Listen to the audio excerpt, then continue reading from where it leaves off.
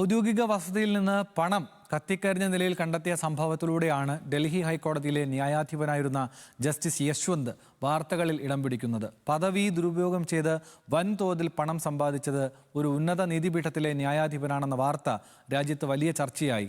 സംഭവത്തിൽ ഉന്നതതല അന്വേഷണം തുടരുന്നതിനിടെ യശ്വന്ത് ഹൈക്കോടതി ജഡ്ജി സ്ഥാനം രാജിവെച്ചിരിക്കുകയാണ്.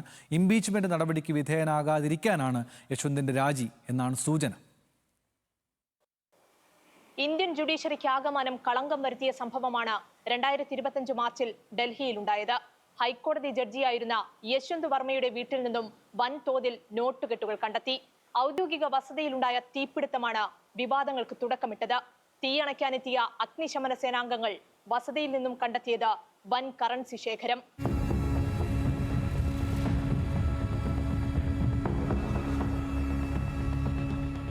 സംഭവം വിവാദമായതോടെ അന്നത്തെ സുപ്രീം കോടതി ചീഫ് ജസ്റ്റിസ് സഞ്ജീവ് ഖന്ന ആഭ്യന്തര അന്വേഷണത്തിന് ഉത്തരവിട്ടു. ഉടൻ തന്നെ യശ്വന്ത് വർമ്മയെ ഡൽഹി ഹൈക്കോടതിയിൽ നിന്ന് അലഹബാദ് ഹൈക്കോടതിയിലേക്ക് സ്ഥലം മാറ്റുകയും ചെയ്തു. അലഹബാദ് ഹൈക്കോടതിയിലേക്ക് സ്ഥലം മാറ്റിയെങ്കിലും ഔദ്യോഗിക ചുമതലകൾ നൽകിയിരുന്നില്ല.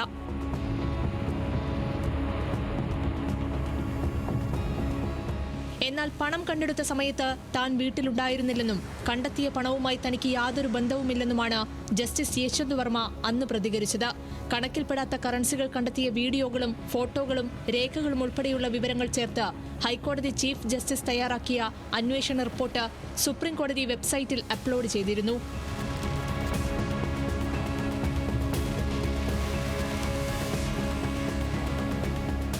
പുറത്താക്കാനുള്ള നീക്കങ്ങൾക്കെതിരെ അദ്ദേഹം സുപ്രീം കോടതിയെ സമീപിച്ചെങ്കിലും ഹർജികൾ തള്ളിയിരുന്നു. സംഭവവുമായി ബന്ധപ്പെട്ട് ജസ്റ്റിസ് യശ്വന്ത് വർമ്മയ്ക്കെതിരായ ഇംപീച്ച്മെന്റ് നടപടികൾക്ക് മുന്നോടിയായി ലോക്സഭാ സ്പീക്കർ ഓം ബിർള അന്വേഷണ സമിതിയെയും നിയമിച്ചിരുന്നു. സുപ്രീം കോടതി ജഡ്ജിയുടെ നേതൃത്വത്തിലായിരുന്നു അന്വേഷണം. അന്വേഷണ റിപ്പോർട്ട് സമർപ്പിക്കാനിരിക്കെയാണ് യശ്വന്ത് വർമ്മയുടെ രാജിയെന്നത് ശ്രദ്ധേയമാണ്. ഇന്ന് രാവിലെയാണ് യശ്വന്ത് വർമ്മ രാഷ്ട്രപതിക്ക് രാജിക്കത്ത് നൽകിയത്. സുപ്രീം കോടതി ചീഫ് ജസ്റ്റിസിനും രാജിക്കത്തിന്റെ പകർപ്പ് നൽകിയിട്ടുണ്ട്. ഇംപീച്ച്മെന്റ് നടപടികളിൽ നിന്നും ഒഴിവാകുന്നതിന്റെ ഭാഗമായാണ് യശ്വന്ത് വർമ്മയുടെ നിർണായക നീക്കം. ഇംപീച്ച് ചെയ്താൽ ജഡ്ജിയുടെ ആനുകൂല്യങ്ങളൊന്നും ലഭിക്കില്ല. എന്നാൽ രാജി സമർപ്പിച്ചാൽ റിട്ടയർഡ് ജഡ്ജിയുടെ ആനുകൂല്യങ്ങൾ ലഭിക്കുകയും ചെയ്യും. ഇതാകാം യശ്വന്ത് വർമ്മയുടെ നിർണായക നീക്കത്തിന് പിന്നിലെ കാരണം. എന്തായാലും സംഭവത്തിലെ അന്വേഷണ റിപ്പോർട്ട് പൊതുസമൂഹത്തിന് മുൻപിൽ വരേണ്ടത് അനിവാര്യമാണ്.